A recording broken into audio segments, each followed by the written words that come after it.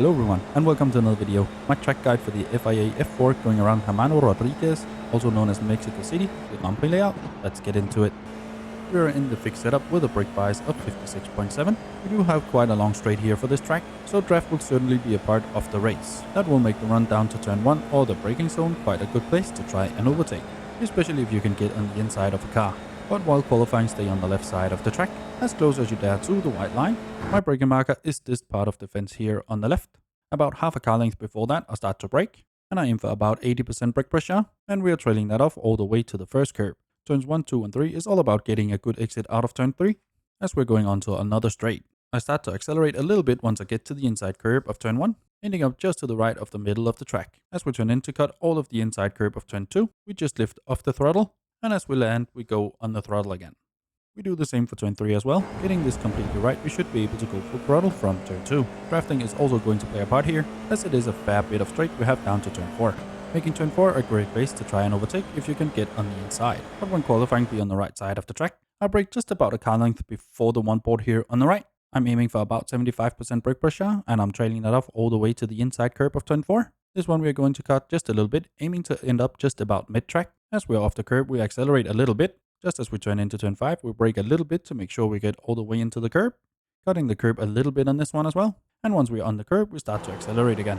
We can go over the curb, but make sure to come back before we turn into turn 6. I don't have a clear braking marker for you for turn 6, but this is where I start to brake. The goal is to get close to the first inside curb of turn 6. This one we are not going to cut at all. We want only to get close.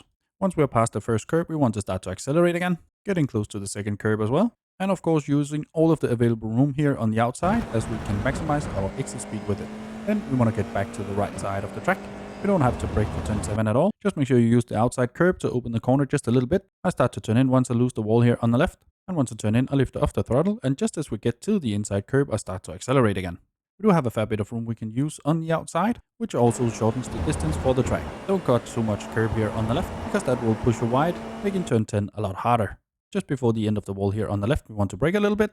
I aim for about 15% brake pressure, and we're quickly going off the brake again. We want to cut the inside curb off turn 10, but don't go into the grass, that will push you wide into turn 11, so I aim to keep them just on the curb. The same goes for the inside of turn 11 as well. If we cut that too much, we will be pushed wide, and that will hurt us and give us a 1x here on the outside of turn 11.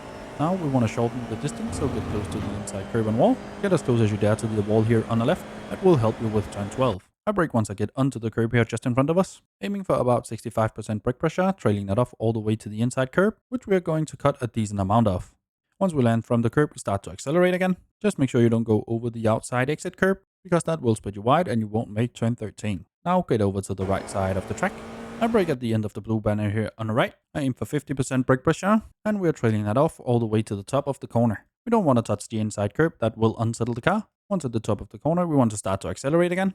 Then we want to put one set of wheels on the inside curb of turn 14. We want to put two set of wheels on the entry curb for turn 16. My braking marker for turn 16 is not the best, but I try and brake once I can see the anti-cut on the inside. I use just a few percent, no more than 10. The goal is to get in close to the anti-cut, but only using the curbing, because the anti-cut will unsettle the car quite a lot. As we get to the curb, we want to start to accelerate again, and we only want to use the room that we need, so we don't have to go all the way up to the wall. And of course, we want to shorten the distance we drive, so we want to go back to the inside curb of turn 17 to cut that a little bit, and then the start-finish line should be here shortly. And that's my lap around Hermanos Rodríguez in the FIA F4 of a time of 1 minute 43.0. I have more track guides for the F4 linked down below. Hopefully you found this one useful. If you did, leave a like down below, consider subscribing as well. And now for the uninterrupted hot laps.